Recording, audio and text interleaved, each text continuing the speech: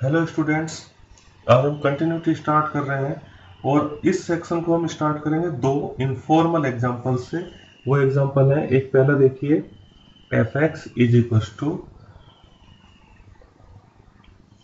1 if X is less than और equal to 0 and it is 2 when X is greater than 0।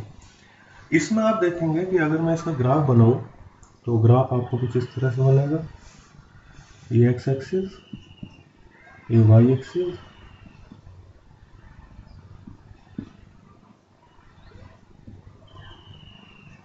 ये origin.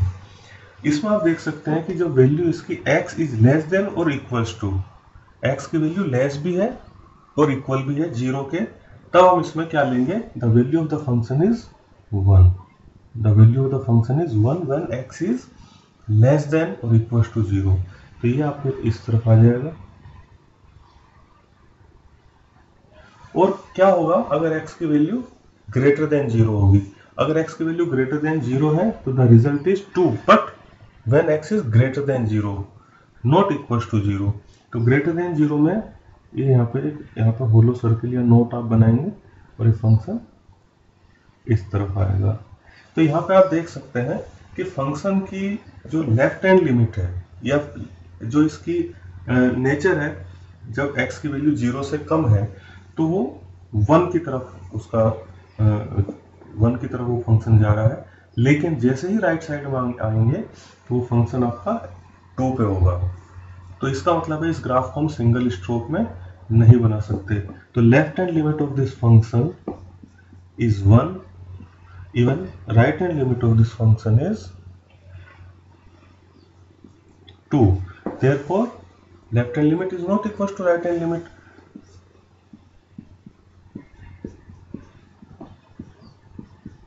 तो left hand limit is not equal to right hand limit का मतलब हो गया this function is not continuous as limit of this function does not exist. जिस function की limit exist नहीं करेगी वो फंक्शन हमारा कंटिन्यूअस भी नहीं होगा।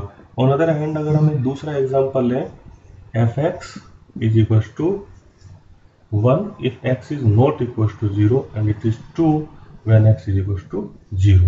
यहाँ पे देखेंगे हम इसका ग्राफ बनाएंगे तो ये x axis, x dash, y axis, y dash. इसमें देखिए अगर फंक्शन की वैल्यू 0 नहीं है, मतलब इस y एक्सिस के लेफ्ट में और राइट में फंक्शन दोनों तरफ 1 है, यहाँ पे हम एक नोट छोड़ेंगे क्योंकि x की वैल्यू जब 0 है तो फंक्शन की वैल्यू 1 नहीं है, तो ये इधर भी आपका 1 की तरह ही होगा और इधर भी 1 ही होगा। तो फंक्शन की वैल्यू जो है in the right hand and in the left hand both side the value is 1, लेकिन जैसे x की वैल्यू 0 पे आएगी तो फंक्शन की वैल्यू हमारी 2 पे आ जाएगी इस तरह से। तो इसका मतलब है इस पर्टिकुलर फंक्शन में left hand limit is equal to right hand limit होगी, लेकिन इसके बावजूद भी फंक्शन में आप सिंगल स्ट्रोक में इसको नहीं बना पा रहे हैं क्योंकि 0 पे आपको पेन उठाना पड़ रहा है। इसका मतलब है the value of that function at x is equal to 0 is not equal to the left hand limit and right hand limit, so the function is not continuous at x is equal to 0। तो यहाँ से हमारे पास में एक continuity की definition आती है कि अगर एक फंक्शन कंटिन्यूअस है then the limit of that function when x is approaches to a f x will be equal to the value of that function at x is equal to a। अगर ऐसा होता है तभी हम कह सकते हैं कि वो फंक्शन हमारा उस पॉइंट पे कंटिन्यूअस है। और अच्छे से कंटिन्यूटी को समझने के लिए हम एक और सिंपल सा एग्जांपल ले रहे हैं, very simple example, f x is equal to 2x plus 3, और हम यहाँ पे चेक करना चाहते हैं कि x इज इक्वल टू 1 पे फंक्शन कंटिन्यूअस है या नहीं है। अब यहाँ पे आप देख सकते हैं limit x tends to 1 f x. देखिए यहाँ पे हम लेफ्ट हैंड लिमिट और राइट हैंड लिमिट दोनों अलग नहीं ले रहे हैं क्योंकि this is a polynomial function. Polynomial function हमें पता है कि 11th क्लास हमने पढ़ा था कि पॉलिनोमियल फंक्शन की लिमिट एग्जिस्ट करती है। तो ये हमारे पास पॉलिनोमियल फंक्शन है तो हमने इनका direct x tends to 1 f x ले लिया। तो ये आपके पास आ जाएगा limit x tends to 1 2x plus 3, ये आपके पास में आ जाएगा 2 into 1 plus 3, the value is 5, value 5 आ गई। Limit x tends to 1 fx, the result is 5। और फंक्शन की वैल्यू 1 पे कितनी होगी, ये भी आपके 2 into 1 plus 3, this is again 5। That means the limit of this point, the limit of this function at x is equals to 1 is 5, and the value of this function at x is equals to 1 is also 5. Therefore, this function is continuous. Now, examine the continuity of the function fx is equals to x square at x is equals to 0. x is equals to 0 पर हम इसकी continuity check करना चाहते हैं, तो इसकी function की भी वही, क्योंकि ये पॉलिनोमियल फंक्शन है, तो direct we can find the limit x tends to 0 fx is equals to limit x tends to 0 x square, and the result is 0. It is not exactly 0, it is very much close to 0, and we can write it 0. And what is the value of this function when x is equals to 0 and this is again 0? So limit of the function as well as the value of this function at x is equals to 0 both are same, therefore quadratic polynomial is also, or quadratic function is also continuous function. अब हम एक अगला example ले रहे हैं, and also we are discussing for that function the continuity at x is equals to 0 again, and the function is mod of x. mod of x की भी continuity आप x is equals to 0 पे check करना चाहते हैं, तो mod of x की जब कंटिन्यूटी आप चेक करना चाहते हैं तो देखिए ध्यान से, इस फंक्शन को आपको रीराइट करना पड़ेगा, और रीराइट में ये होता है minus x when x is less than 0 और it is x when x is greater than or equals to 0. अब देखिए ये फंक्शन आपके दो पार्ट्स में डिवाइड हो गया, left hand 0 and right hand 0, तो इसमें हम left hand limit as well as right hand limit लेंगे। तो यहाँ पे देखते हैं left hand limit is equals to limit x tends to 0, यहाँ पे हम माइनस का साइन लगाते हैं, that means x is approaching to 0 from left hand side. वो जो पिछले जो एग्जांपल्स हमने किए थे उनमें हम दोनों तरफ से, वैसे उसमें भी लेफ्ट हैंड लिमिट और राइट हैंड लिमिट हम फाइंड आउट कर सकते हैं, लेकिन उसमें इतना मतलब फर्क दिखाई नहीं देगा आपको, यहाँ पे आपको अंतर दिखाई देगा क्योंकि फंक्शन के नेचर दोनों तरफ अलग अलग है। यहाँ पे फंक्शन जो है, जब इसका ग्राफ हम देखेंगे तो ग्राफ देखिए किस तरह से बनता है, ये ग्राफ इस तरफ है और ये ग्राफ इस तरफ है, दोनों स्ट्रेट लाइन है लेकिन उनके नेचर अलग अलग है, स्लोप अलग अलग है, इसलिए हम लेफ्ट हैंड डायरेक्शन में और राइट हैंड डायरेक्शन में दोनों की लिमिट फाइंड आउट करेंगे। तो limit x tends to 0 minus fx is equals to limit x tends to 0 minus and it is minus of x। More obviously the result is 0, क्योंकि x की जगह अगर हम 0 पुट करेंगे तो रिजल्ट इज 0। उसके बाद हम लिखेंगे right hand limit, right hand limit is equals to limit x tends to 0 plus fx is equals to limit x tends to 0 plus, और यहाँ पर आ जाएगा x and again result is 0. And what is the value of this function at x is equals to 0? अब आप यहाँ पे देख सकते हैं कि जब x की वैल्यू आपकी लेस देन 0 है तो माइनस एक्स है, और ग्रेटर देन और इक्वल्स टू 0 है, देखिए इक्वल्स टू का साइन इसमें है, तो हमारे पास में फंक्शन है x केवल, तो यहाँ पे 0 पुट करेंगे तो रिजल्ट ये भी 0 आ गया। Left hand limit is equals to right hand limit is equals to value of that function at x is equals to 0 is also 0.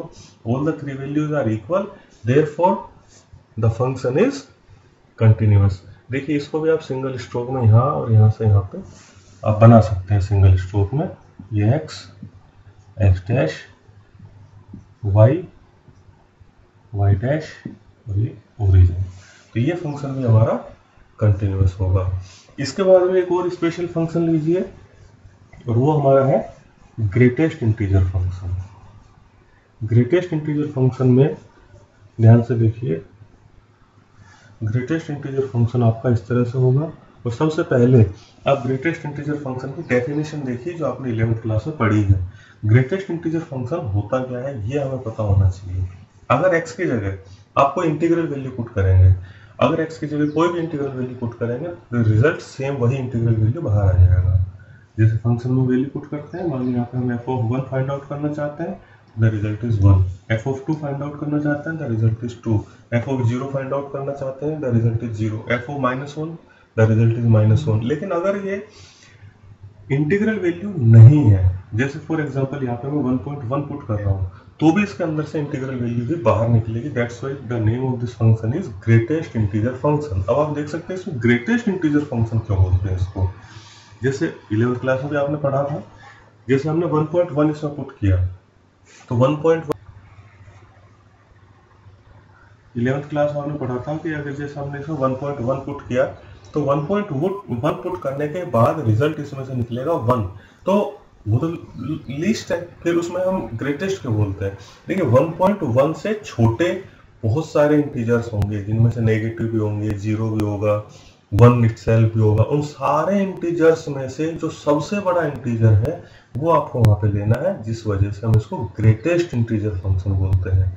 क्योंकि इंटीजर तो बहुत सारे होंगे उससे छोटे, लेकिन उन सभी छोटे इंटीजर्स में से जो सबसे बड़ा इंटीजर है वो हमारा यहाँ पे रिजल्ट होगा, and that's why the name of this function is greatest integer function. इसी तरीके से अगर हम इसमें नेगेटिव वैल्यू पुट करेंगे, मान लिया हमने इसमें पुट किया -1.2, तो -1.2 से छोटे कितने इंटीजर्स होंगे, -1.2 से छोटे बहुत सारे इंटीजर्स होंगे, सारे नेगेटिव होंगे, लेकिन जो सबसे बड़ा इंटीजर उनमें होगा वो होगा -2, तो -2 इसका रिजल्ट आएगा। तो इसका एक बार हम ग्राफ अगर देख लें, तो ग्राफ देखिए इसका इस तरह से बनेगा, ये एक्स एक्सिस, ये वाई एक्सिस, ये ओरिजिन। अब यहाँ पे आप देखिए जब x की वैल्यू में 0 पुट करूंगा तो रिजल्ट मेरा 0 आएगा। उसके बाद मैं 0.1, 0.2, 0.3, 0.4 मतलब 0.1, 0.2, 0.3, ऐसे 0.9, 0.999, ये 1 से छोटा अगर कुछ भी वैल्यू इसमें पुट करेंगे तो रिजल्ट उसका 0 ही रहेगा। लेकिन जैसे ही रिजल्ट इसका 1 पुट करेंगे, यहाँ से ये हट के यहाँ से ये हट जाएगा और जो रिजल्ट है वो 1 पे चला जाएगा, ये 1 है यहाँ पे, तो रिजल्ट हमारा 1 पे चला जाएगा। फिर 1, 1.1, 1.2, 1.9, 1.999, 2 से छोटा जब तक भी हम रखेंगे, मान ली 2 से छोटा ये 2 है मान लिया यहाँ पे, तो 2 पे जैसे ही ये फंक्शन आएगा ये यहाँ से निकल के 2 पे पहुँच जाएगा। इसी तरीके से ये 3 पे, तो ये ग्रेटेस्ट इंटीजर फंक्शन है, इसमें आप देख सकते हैं। तो अब इस फंक्शन की कंटिन्यूटी की जब हम बात करेंगे तो इसमें हमें 2 केस लेने पड़ेंगे। 2 केस में केस फर्स्ट होगा आपका, केस फर्स्ट में हम लेंगे when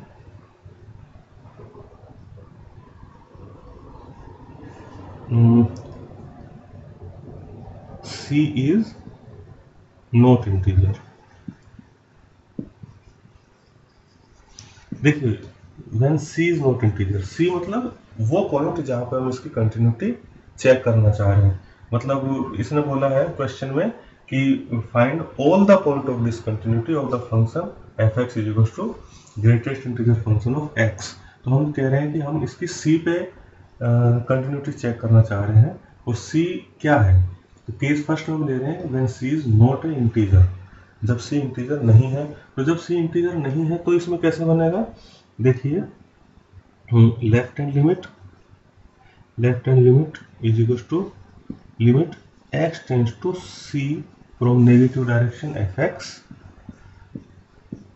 is equal to limit x tends to C minus, और ये आपका आ गया x, यहाँ पर हम C पुट करेंगे।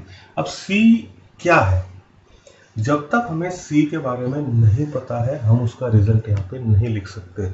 जैसे हम फॉर एग्जांपल अगर C 1.1 है तो रिजल्ट 1 आएगा, अगर C 1.9 है तो भी रिजल्ट 1 आएगा। तो exactly the value of C is not given, C is any real number but not integer, ये इंटीजर नहीं है, तो ये रिजल्ट ऐसे ही हम इसको यहाँ पर रखेंगे। What will be the right hand limit for this function, right hand limit of this function is limit x tends to C plus f(x) is equal to limit x tends to C plus, और यहाँ पे x, ये भी आप देखिए C ही यहाँ पे हम लिखेंगे। क्योंकि c 1.1 भी अगर है, c अगर 1.9 भी है, c अगर 1.999 भी है, और अगर हम उसमें थोड़ा सा और ऐड कर रहे हैं तो ये आप नहीं समझेंगे कि वो 2 हो जाएगा। मतलब ये बहुत ही ज़्यादा छोटी वैल्यू, मतलब हमें राइट साइड से हम आ रहे हैं लेकिन बहुत छोटी वैल्यू वहाँ पे हम ऐड करते हैं, जिससे कि उसकी एग्जैक्ट वैल्यू पे इतना इम्पैक्ट नहीं आता कि वो इंटीजर तक पहुँच जाए। तो ये हमारे पास में दोनों वैल्यू c ही होंगी, थोड़ी सी बड़ी, ये थोड़ी सी बड़ी और ये थोड़ी सी छोटी, मतलब बहुत छोटा सा फर्क होगा उनमें, लेकिन almost these values are same. And what is the value of this function at c? This is again c. So you can see that left hand limit is equals to right hand limit is equals to value of the function at x is equals to c. All the three are almost same. Then the function is continuous when x is not integer. When x is not integer, जब x integer नहीं है तो ये function continuous होगा। आप यहाँ पे भी देख सकते हैं 1 से लेकर 2 तक, 1 से लेकर 2 तक, बीच में अगर फंक्शन की कहीं पे भी हम कंटिन्यूटी की बात करेंगे तो कंटिन्यूअस है फंक्शन। ओके, अब हम देखते हैं case second.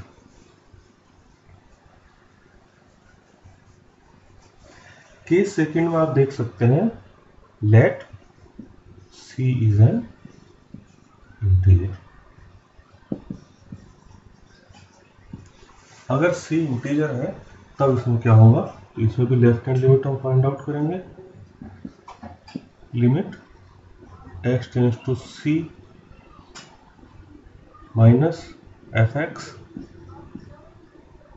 Is equals to limit x tends to c minus, यहाँ पर आ गया आपका x। अब यहाँ पे आप थोड़ा सा ध्यान देंगे, limit h tends to 0। h हम कब इंट्रोड्यूस करते हैं, जब हमें एग्जैक्ट वैल्यू पुट करनी होगी। तो हम यहाँ पे पुट करना चाहते हैं जो वैल्यू c से थोड़ी सी कम हो। तो c से थोड़ी सी कम वैल्यू अगर हम यहाँ पे डालते हैं तो वैल्यू हो जाएगी c माइनस h, और c एक इंटीजर है, उसमें से अगर आपने थोड़ी सी वैल्यू आपने अगर निकाल दी, माइनस कर दी, अब ये इंटीजर से छोटी वैल्यू होगी। तो अब इसका रिजल्ट क्या आएगा, अब इसका रिजल्ट आएगा आपका c माइनस 1। अब इसका रिजल्ट आपका आएगा c minus 1। What will be the right hand limit of this function? Right hand limit of this function is x tends to c plus fx is equals to limit x tends to c plus, और यहाँ पे आप देखिए, यहाँ पे भी आप limit h tends to 0 c plus h। c is an integer और उस इंटीजर में आपने छोटी सी वैल्यू ऐड की है, तो रिजल्ट आपका क्या बचेगा, रिजल्ट आएगा आपका c। यहाँ पे आप देख सकते हैं left hand limit is not equal to right hand limit, therefore the function is not continuous at integral points. जो इंटीजर पॉइंट होंगे, इंटीग्रल पॉइंट होंगे, वहाँ पे ये फंक्शन कंटिन्यूअस नहीं है। फिर से आप देख सकते हैं 1 पे देखिए, 1 पे आपको पेन लिफ्ट करना पड़ रहा है, फिर 1 से लेकर 2 तक सिंगल स्टोर में बनेगा, 2 पे जैसे आप पहुंचेंगे फिर से पेन लिफ्ट आपको करना पड़ेगा। तो आप ये देख सकते हैं ग्राफ से भी कि ये फंक्शन इंटीग्रल पॉइंट्स पर कंटिन्यूअस नहीं है, लेकिन between integral points the function is continuous. एक और फंक्शन आप देखिए, क्या function fx is equal to mod of x continuous है?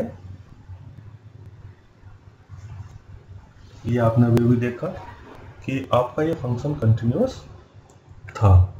अब हम इसमें थोड़ा सा चेंज करते हैं फंक्शन, जो आपने 11th क्लास में पढ़ा होगा, और वो फंक्शन कुछ इस तरह से है, it is x upon mod of x when x is not equal to 0 and it is 0 when x is equal to 0। यहाँ पे आपको इसको अलग से डिफाइन करना पड़ा, क्योंकि ये जो पोर्शन है ये x इज इक्वल टू 0 पे डिफाइंड नहीं था। तो x इज इक्वल टू 0 पे, क्योंकि डोमेन हमें पूरा रियल नंबर रखने के लिए हमने यहाँ पे 0 लिया, और इस 0 पे इस फंक्शन को अलग से डिफाइन किया है। इस फंक्शन का नाम है सिग्नम फंक्शन, जो आपने 11th क्लास में पढ़ा है। इसका भी एक बार ग्राफ देख लेते हैं। x x dash y y dash और ये ओरिजिन। जब आप देख सकते हैं कि x की वैल्यू 0 नहीं है तो फंक्शन पूरा इस रूल पे फॉलो करेगा, और जब x की वैल्यू 0 है तो फंक्शन की वैल्यू भी 0 होगी। When x is equal to 0 the value of the function is 0।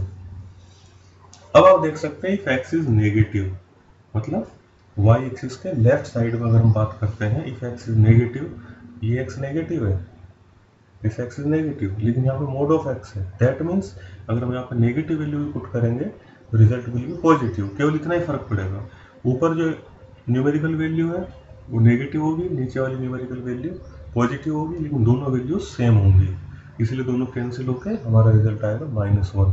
तो जब x की वैल्यू नेगेटिव है तो द फंक्शन इज -1, ये -1। और ये हमारे पास में x की वैल्यू कितनी भी वैल्यू हम पुट करेंगे, अगर नेगेटिव वैल्यू है तो रिजल्ट इज ऑलवेज -1। आप इसमें -100 भी पुट करेंगे, नीचे से 100 आएगा और कैंसिल होकर आपका -1 आएगा। 1000 पुट करेंगे, -1000, नीचे 1000, -1। Always the result is -1 if x is negative. What happens if x is positive? अगर x की वैल्यू पॉजिटिव है, डिनोमिनेटर वैसे आपका मॉडुलस फंक्शन है पॉजिटिव कर देगा, तो these two are numerically equal and positive भी है, तो ये रिजल्ट आपका आ जाएगा 1। ये यहाँ से आपका थोड़ा सा f हो जाएगा 1। तो ये आपका सिग्नल फंक्शन का ग्राफ है, और ग्राफ से भी आप देख सकते हैं कि ये फंक्शन आपका 0 पे कंटिन्यूअस नहीं है। अदर देन 0 ये सभी जगह पे कंटिन्यूअस है, केवल इसका पॉइंट ऑफ डिसकंटिन्यूटी आपका 0 है। आपने 11th क्लास में इस फंक्शन को पढ़ा भी है क्या, कि ये फंक्शन जो है उसकी लिमिट भी एग्जिस्ट नहीं करती है। लेफ्ट हैंड लिमिट और राइट हैंड लिमिट दोनों अलग अलग है, that's why this function does not has the limit at x is equal to 0, और उसी वजह से ये फंक्शन आपका कंटिन्यूअस भी नहीं होगा। It is clear? यहाँ पे हम देख लेते हैं, left hand limit is equal to limit x tends to 0। देखिए फिर से मैं यहाँ पे माइनस का साइन लगा रहा हूँ, fx। अब इसमें लेफ्ट लिमिट है या राइट हैंड लिमिट है, दोनों ही केस में आपका function x upon mod x ही आएगा। तो देखते हैं, limit x tends to 0 x upon mod of x is equal to limit. अब यहाँ पे देखिए, हमें भी यहाँ पे भी एग्जैक्ट वैल्यू पुट करना चाह रहे हैं, क्योंकि अगर आप 0 पुट करेंगे डिनोमिनेटर 0 हो जाएगा, जो कि फंक्शन नॉट डिफाइंड हो जाएगा। तो हम एग्जैक्ट वैल्यू पुट करना चाह रहे हैं जो कि 0 नहीं है। तो वैल्यू है कितनी? वैल्यू है 0 - h। 0 के बहुत नज़दीक है, लेकिन 0 से थोड़ी सी छोटी है, और ये 0 - h मोड। अब मोड की वजह से क्या होगा, नीचे वाली वैल्यू पॉजिटिव हो जाएगी और ऊपर वाली वैल्यू आपकी नेगेटिव रहेगी। तो लिमिट, जब तक हमारे पास में यहाँ पे h है, हम लिमिट यहाँ पे नहीं हटा सकते। It is -h upon h, the result is -1। इसी तरीके से आप इसका राइट हैंड लिमिट देख सकते हैं। Right hand limit is equal to limit x tends to 0 plus fx is equal to limit x tends to 0 plus x upon mod of x is equal to limit x tends to 0। यहाँ पे देखिए 0 से बड़ी value में put करनी है, 0 plus h is equal to limit h tends to 0 h upon h, the result is 1. You can see that left hand limit is -1 and the right hand limit is +1. These two limits are not equal, therefore the function is not continuous. अब आप यहाँ पे देखेंगे algebra of continuous function।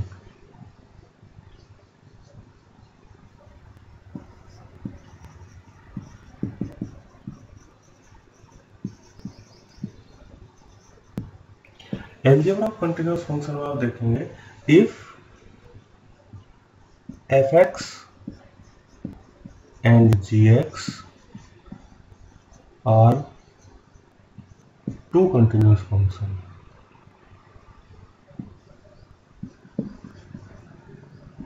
then first, अगर fx और gx दो continuous function है तो f plus g is continuous।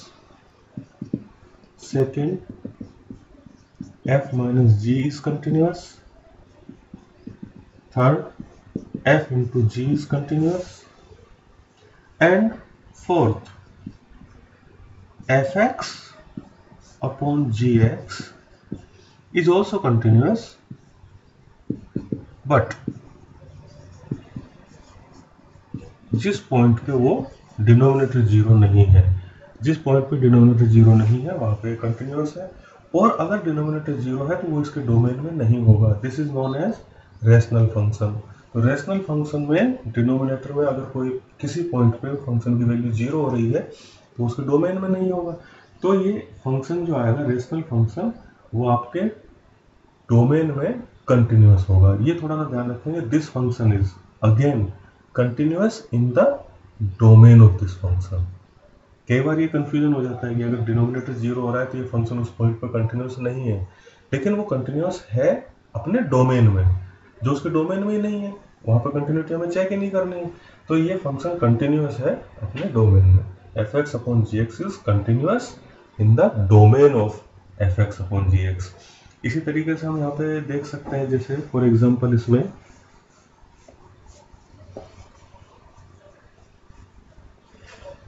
जैसे sin x, fx is equals to sin x. sin x is a trigonometric function and it is continuous everywhere.